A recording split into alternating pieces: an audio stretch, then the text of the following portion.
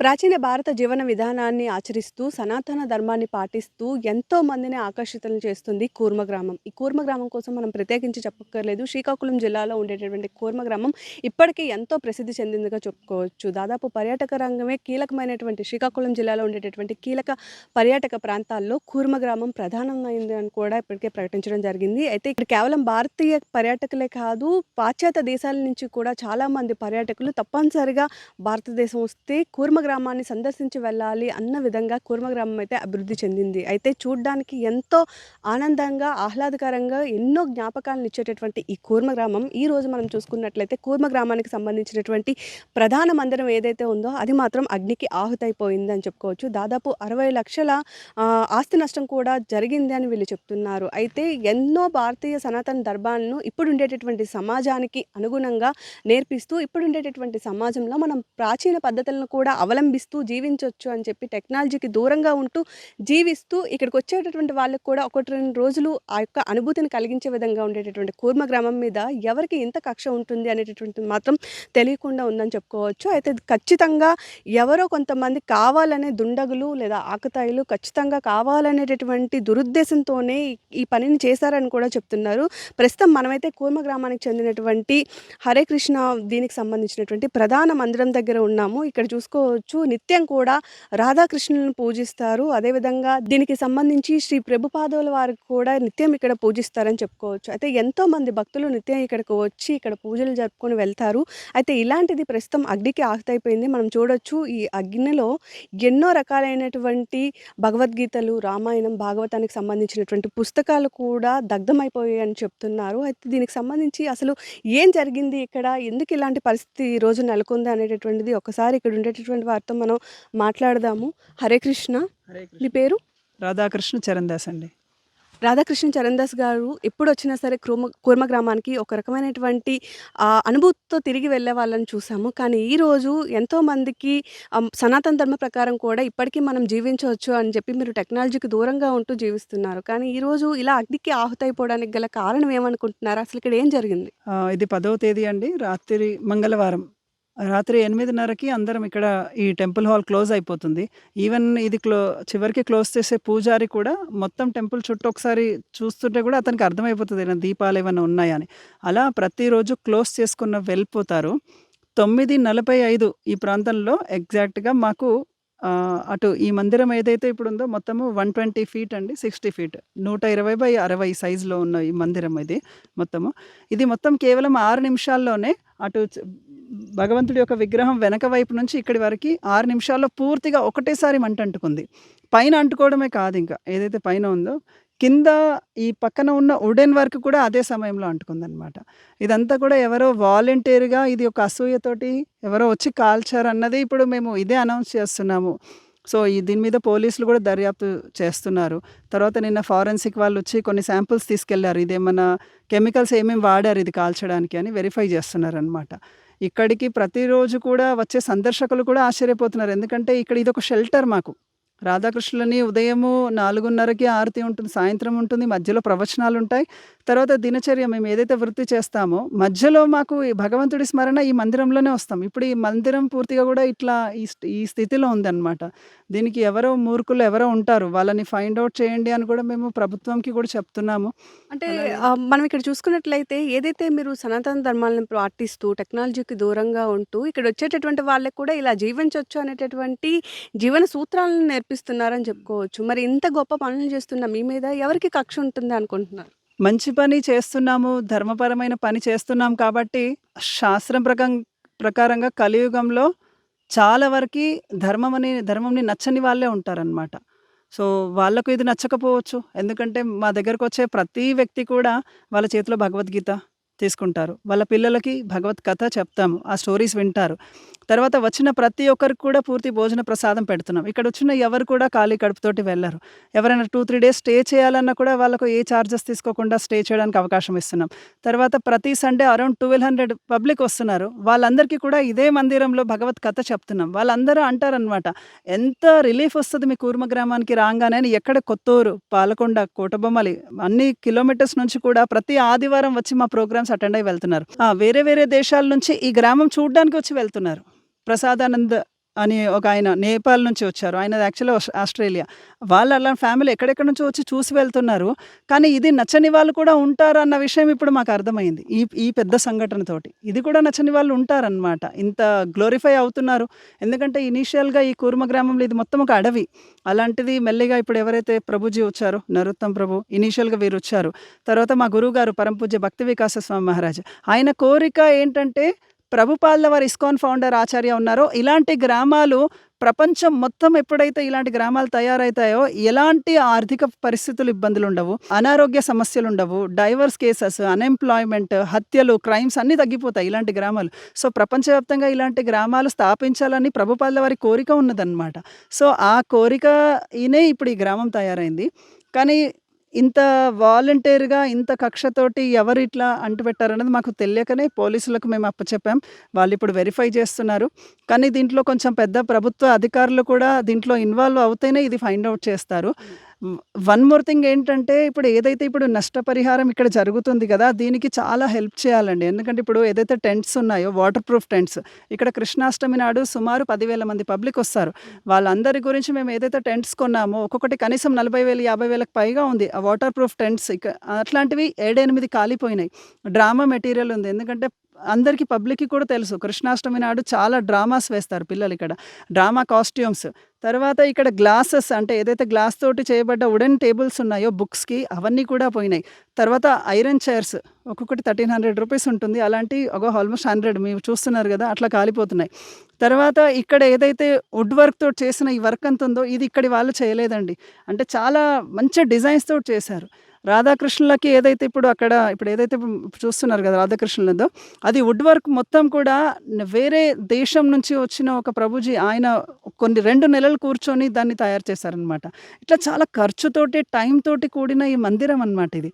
దీనికి ఆ వాలంటీర్‌గా ఎవడు ఆ వరస్ట్ ఫెలో వచ్చి ఇట్లా చేశాడో అది మాకు అర్థం అవ్వట్లేదు. కానీ చాలా బాధాకరం అనమాట. దీనికి ఆర్థిక సహాయం చాలా అవసరం ఉంది. చాలా ఉంటే ఎందుకంటే ఇందులో మా మ్యాట్స్ ఇప్పుడు ఏదైనా వస్తువు చెప్పండి కూర్మగ్రంథంలో అన్ని గుడిలో ఉన్నాయి. ఇక్కడే ఉన్నాయి. ఇప్పుడు ఒకవైపు చూస్తే ఏదైతే మేము ప్రచారం చేస్తున్నామో ఇది జీవన విధానము. ఇది సనాతన జీవన విధానము. దీనికి దగ్గరలో ఉన్న ఇప్పుడు ఏదైతే బయట మందిరాలు ఉన్నాయో ఇవన్నీ మందిర ఆచారాలు ఇవన్నీ ఉన్నాయో ఇవన్నీ కూడా మీరు చాలామంది ఇప్పుడు రీసెంట్‌గా నేను విన్నాను ఇట్లా వాళ్ళు ఏదేదో అన్యమత ప్రచారాలు అలా చేస్తున్నారు. అనేక మందిరాలు కూడా చాలా వాళ్ళు ఇంకా ఇక్కడ ఒక మందిరం విగ్రహాలు విరగొట్టేశారు. ఒక 4 ఏళ్ల కింద ఇది విన్నాను. ఈ మధ్య రెగ్యులర్‌గా వింటున్నాం. ఇన్ని జరుగుతున్నా కూడా సనాతన ధర్మ ప్రచారము చేస్తున్న వాళ్ళు సంఖ్య పెరుగుతూనే ఉంది. కానీ ప్రభుత్వము పెద్దవాళ్ళు ఇది ఏంటంటే ఏ ఓటుకు సంబంధించింది కాదండి. ఇప్పుడు ఇది ఓటు బ్యాంక్ కాదనమాట. ఎందుకంటే ధర్మో రక్షతి రక్షితః. అందరి బాధ్యత ఏంటంటే ఈ సనాతన ధర్మం ఆచరించే వాళ్ళని రక్షిస్తేనే ఈ ప్రకృతి మనుషులకు సపోర్ట్ చేస్తుంది. లేకపోతే ఈ ప్రకృతి వల్ల అనేక సమస్యలు వస్తాయి. రేపొద్దున ఇప్పుడు కరోనా మొన్నటి ఏదో హింట్ ఇస్తుంటుంది ఇట్లా నేను వస్తాను అని రోగాలు కూడా. ఇవన్నిటికి కారణం ఏంటంటే పెద్దలు ఎవరైతే ఉన్నారో వాళ్ళు ధర్మాన్ని రక్షించే వాళ్ళకి సపోర్ట్ చేయాలండి. అదే మేము కోరుకుంటున్నాం. మాకు సపోర్ట్ అవసరం ఉంది. ఫైనాన్షియల్‌గా అవసరం ఉంది. మానసికంగా కూడా వచ్చి అరే వీళ్ళు ఏం చేస్తున్నారు ఇక్కడ ప్రోగ్రామ్ ఇంత పెద్ద గ్రామం ఈ 65 ఎకరాలు ఎందుకు స్థాపించారు? వీళ్ళ వెనకాల సిద్ధాంతం ఏంటి అని అందరూ పెద్దవాళ్ళు కనుక్కోవాలి. కనుక్కొని కొంచెం మాకు మారల్ సపోర్ట్ ఇవ్వాలి. ఇది కోరుకుంటున్నామన్నమాట. మీరు చెప్పండి ఇక్కడ చూస్తే అసలు ఎలాంటి జీవన విధానాన్ని మీరు ఆచరిస్తారు? ఎందుకని ఈరోజు ఇంత కక్షగట్టి ఇలాంటి చర్యకు పాల్పడ్డారు అనుకుంటున్నారు? ఇది సంపూర్ణంగా ఒక సొంతంగా మేము తయారు చేసినటువంటి విధానాలు కావివి. స్వయంగా భగవంతుడు శ్రీకృష్ణ భగవానుడు భగవద్గీత, భాగవతం, శాస్త్రాలు, వేదాలు, పురాణాల్లో మనము ఏ విధంగా ఉండాలి అనేటువంటివి ఇచ్చిన సిస్టమ్స్ అన్నట్టు. భగవంతుడు స్వయంగా ఇచ్చినటువంటి సిస్టమ్స్ అన్నట్టు. ఈ విధంగా జీవించడం ద్వారా మన జీవితంలో ఈ శారీరకంగా కూడా మనకేం సమస్యలు ఉండవు. తర్వాత ఆధ్యాత్మికంగా మానవ జీవితం మనం తీసుకున్నందుకు పరిపూర్ణత్వం మనం ఆత్మ సాక్షాత్కారం వైపు ముందుకెళ్ళగలుగుతాం. కానీ ప్రస్తుతం ఉన్నటువంటి సమాజం దీనికి కంప్లీట్‌గా విరుద్ధంగా వెళ్తుంది అన్నట్టు. ఇటువంటి సంపూర్ణంగా విరుద్ధంగా భగవత్ సాక్షాత్కారానికి విరుద్ధంగా ఉన్నటువంటి వాతావరణంలో మళ్ళీ ప్రస్తుతం ఉన్నటువంటి జనరేషన్స్ పిల్లలకి మనం చూస్తున్నాము. ఎంతోమంది మాంసము, మద్యము, ఇప్పుడు తర్వాత ఇవి డ్రగ్ అడిక్షన్ రకరకాలైనటువంటి ఏవైతే మీరు చూస్తున్నారో సొసైటీని డిస్టర్బ్ చేసేవి వీటన్నిటి నుంచి వీటి యొక్క ప్రభావంలో కలి ప్రభావంలో చాలామంది కొట్టుకొని వెళ్ళిపోతున్నారు. కానీ ఎవరైతే సిన్సియర్గా వీటన్నిటి నుంచి బయటకు రావాలనుకుంటున్నారో నిజంగా మళ్ళీ ఇటువంటి జీవన విధానం గడపాలనుకుంటున్నారు అటువంటి వాళ్లకు మళ్ళీ ఇటువంటి జీవన విధానంలోకి రావడానికి మంచి శిక్షణ శిబిరం అన్నట్టు ఇది. శిక్షణ ఇస్తున్నటువంటి పవిత్రమైనటువంటి వాతావరణాన్ని ఏర్పాటు చేస్తూ నెక్స్ట్ జనరేషన్‌కి మంచి సంస్కృతిని ఇవ్వాలన్నటువంటి పవిత్రమైనటువంటి ఉద్దేశంతో ఏర్పాటు చేసినటువంటి ఈ కూర్మ గ్రామంలో సో ఇటువంటి విషయాలు పాల్పడ్డ వాళ్ళని మనం వదలకూడదండి. ఎందుకంటే ఇది రాంగ్ ఇండికేషన్ వెళ్ళిపోతుందన్నట్టు సొసైటీకి. ఇప్పుడు ఈరోజు ఈ మందిరంని మనం వదిలేసామనుకోండి, తర్వాత రేపు ఇళ్ళలో కూడా పెడతారు. అప్పుడు మాకు రక్షణ లేకపోతే ఎలా చెప్పండి? ఇప్పుడు సంపూర్ణమైనటువంటి ప్రపంచానికి మంచి సంస్కృతిని నేర్పిస్తున్నటువంటి సంస్థకి మనం శిక్షణ ఇవ్వకపోతే ఇంకెవరికి రక్షణ ఇస్తాం మనం? అందుకోసం మేము కోరుకునేది ఏందంటే, ఎవరైతే సమాజంలో పెద్దవాళ్ళు ఎవరైతే ఉన్నారో గానీ, ప్రపంచం అయితే ప్రభుత్వం గానీ, తర్వాత పోలీస్ వ్యవస్థ గానీ, తర్వాత సమాజంలో ఉన్న పెద్దవాళ్ళందరూ కూడా ఇండస్ట్రియలిస్ట్ గానీ అందరూ కూడా దీనికి ఒక సహకారం అనేటువంటిది అవసరం ఉంది. ఎందుకంటే ఈ కూర్మ గ్రామం ఓన్లీ ఒక గ్రామం ఏర్పాటు చేయడము, కొందరిని రక్షించడం కాదండి. ప్రపంచం మొత్తానికి ఒక భక్తిని పంచాలన్నట్టు. ఇప్పుడు మేము కొంతమందే ఉన్నాం ప్రస్తుతం. కానీ మీ అందరి యొక్క సహకారం ఉంటే ఈ ప్రపంచం మొత్తానికి మనం ఈ భగవద్భక్తిని ఇవ్వచ్చు అన్నట్టు. పవిత్రమైనటువంటి వాతావరణం ఇవ్వచ్చు. ఇప్పుడు ఇక్కడ జరిగిన తర్వాత ప్రతి చోట జరుగుతుందన్న. సో ఇది ఒకటి ఆధ్యాత్మికమైనటువంటి కేంద్రం. ఇది ఒక శిక్షణా కేంద్రం అన్నట్టు. ఇప్పుడు నెక్స్ట్ వచ్చే జనరేషన్స్‌కి ఇప్పుడు మేము చూడండి ఇక్కడ యూత్ ప్రోగ్రామ్స్ కూడా చేస్తూ ఉన్నాం అన్నట్టు. ప్రతి నెల 30-40 మంది యువకులకు ఆధ్యాత్మికమైనటువంటి శిక్షణ, తర్వాత వృత్తిపరమైనటువంటి శిక్షణ ఇస్తాం. తొందరలో మాకు ఒక కాలేజ్ కూడా స్టార్ట్ చేయాలని మనసు ఖచ్చితంగా. ఎందుకంటే మేము వాళ్ళు ఏదైతే అలవాటుగా నేర్చుకుంటున్నారో, ఇప్పుడు ఉదాహరణకి చీకటి ఉందనుకోండి, చీకట్లో మనం దీపం వెలిగించామనుకోండి, ఆటోమేటిక్‌గా చీకటి వెళ్ళిపోతుంది అన్నట్టు. అట్లనే ఎవరైతే ఇప్పుడు చెడు అలవాట్లతో ఉన్నటువంటి హృదయం అపవిత్రంగా ఉంది.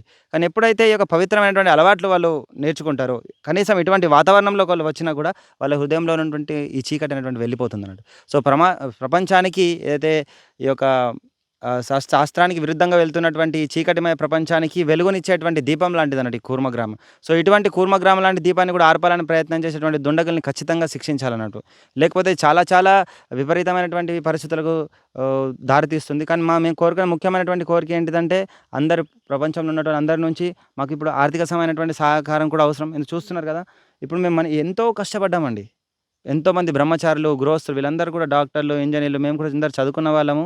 మొత్తం మా గురువుగారి యొక్క కోరిక మేరకు ప్రపంచం యొక్క ఉద్ధరణ కోసము, సంస్కృతిని అందరినీ పంచడం కోసము మేము అన్నీ వదిలేసి ఇక్కడికి వచ్చి ఎంతో కష్టపడి మేము స్వయంగా చేతులతో రాత్రి పగలు తేడా లేకుండా కష్టపడి మేము తయారు చేసినటువంటివి ఇది. ఈ పవిత్రమైన గ్రంథాలండి అవి. ఇది ఎంతోమంది ఇప్పుడు అమెరికా, రష్యా, కెనడా ఈ గ్రంథాలు చూస్తున్నారు కదా మీరు. ఇవన్నీ ఒక్కొక్క పేజీ చదివి కూడా ఎంతోమంది భక్తులు అయిపోయారు అన్నట్టు. సన్యాసి స్థాయికి వెళ్ళిపోయినటువంటి భక్తులు అంత పవిత్రమైనటువంటి గ్రంథాలు అవి. అది ఎలా కాల్చాలనిపిస్తుంది అంటే వాళ్ళకి. ఇప్పుడు జాతికి, మతానికి, కులానికి భేదం లేకుండా ప్రతి ఒక్క దేశంలో కూడా పరివర్తన 180 దేశాల్లో ఇప్పుడు భక్తులు ఉన్నారు అన్నట్టు. ఇది మనిషికి సంబంధించినటువంటి జ్ఞానం అన్నట్టు. ఒక సంస్థకు, ఒక జాతికి సంబంధించినటువంటి, ఒక సెక్ట్‌కి సంబంధించిన ఒక మనిషి అనేటువంటిది ఎలా ఉండాలి దానికి సంబంధించినటువంటి జ్ఞానం అన్నట్టు. దాన్ని నాశనం చేస్తున్నాడు. కాబట్టి దీన్ని మనం రక్షించుకోవాలి. లేకపోతే చాలా చాలా ప్రమాదం ఉందండి. ఇప్పుడు గ్రంథాలు, తర్వాత ఈ యొక్క మందిరం మళ్ళీ ఇప్పుడు చూడండి, ప్రతి ఆదివారం మేము ఇంతమంది కూర్చోబెట్టి ఒక ప్లేస్లో కూర్చోబెట్టి ప్రవచనం ఇస్తున్నాము, ప్రసాదం పెడుతున్నాము. ఇప్పుడు రేపు ప్రతిరోజు రాకుండా ఉండరు భక్తులు, ఇంకెక్కువ మంది వస్తున్నారు. ఈ సంఘటన జరిగిన తర్వాత ఇంకెక్కువ మంది వస్తున్నారు. వాళ్ళందరినీ ఎక్కడ కూర్చోబెడతాం? వాళ్ళందరికీ ఎక్కడ ప్రసాదం పెడతాం? పెద్దవాళ్ళు వస్తే కూడా మేము ఎంతో కష్టపడి విరాళాలు ఒక్కొక్క రూపాయి కేటాయించి ఒక టేబుల్స్ ఏర్పాటు చేసి వాళ్ళు కూర్చోబెడుతున్నాం. ఇప్పుడు వాళ్ళు కూర్చోలేకపోతే చాలా ఇబ్బంది పడుతున్నారు. వాళ్ళందరికీ మన సంస్కృతిని మనం రక్షించగలం. మా రక్షణ మాకు భగవంతుడు ఏదో రక్షణ ఇస్తాడు, కానీ మన సంస్కృతిని మనం రక్షించుకోవాలి. లేకపోతే ఈ సంస్కృతి మాయమైపోతుంది. రేపటి రోజు రాముడు ఎవరు, కృష్ణుడు ఎవరని కూడా అడుగుతారు అన్నట్టు. అటువంటి పరిస్థితుల్లోకి వెళ్ళాల్సి వస్తుంది అన్నట్టు. సో చూస్తున్నారు కదా, ప్రస్తుతం ఏదైతే ఇప్పుడు ఉండేటటువంటి తరానికి మనం గతంలో ఆచరించినటువంటి ధర్మాలను కానీ, శాస్త్రాలను కానీ వాళ్ళకి నేర్పించడం కోసం ఇప్పుడు ఉండేటటువంటి సమాజంలో కాస్త ఈ అసమతుల్యతలను, అదేవిధంగా ఏవైతే అధర్మాలు ఉన్నాయో వాటన్నిటిని తొలగించడం కోసమే ఈ కూర్మ గ్రామాన్ని ప్రత్యేకించి నిర్మించుకున్నాము అని చెప్తున్నారు. అయితే కేవలం అప్పుడు సమాజంలో జీవిస్తున్న వాళ్ళు ఒక్కరోజైనా సరే ఇక్కడికి వచ్చి జీవిస్తే కనీసం వాళ్ళ యొక్క ఆలోచన విధానాలను కూడా మార్చుకోవడానికి అనుగుణంగా ఉండేటటువంటి ఈ ప్రాంతాన్ని ఈరోజు ఇలా చూడడం చాలా దారుణం అని చెప్తున్నారు. అంతేకాదు ఎన్నో రకాలైనటువంటి పవిత్ర గ్రంథాలు, అదేవిధంగా భగవద్గీత, రామాయణం, భాగవతం లాంటి పుస్తకాలన్నీ కూడా ఒక దుండగుడు చేసినటువంటి పనికి ఈ రోజు బూడిదైపోయాయని చెప్తున్నారు. ఇలాగే వదిలేస్తే సనాతన ధర్మం కనుమరుగైపోతుంది. రేపు రాబోయే రోజుల్లో రాముడు, కృష్ణుడు ఎవరని కూడా అడిగేటటువంటి పరిస్థితులు తలెత్తుతాయి. కాబట్టి ఖచ్చితంగా వీళ్ళకి రక్షణ ఇవ్వాలి. వీళ్ళ రక్షణ కాదు, ఇది ధర్మాన్ని రక్షించడం కోసం ఖచ్చితంగా ప్రభుత్వాలు ముందుకు రావాలి అని చెప్పైతే వీళ్ళు కోరుకుంటున్నటువంటి పరిస్థితి కనిపిస్తుంది. Out to studio.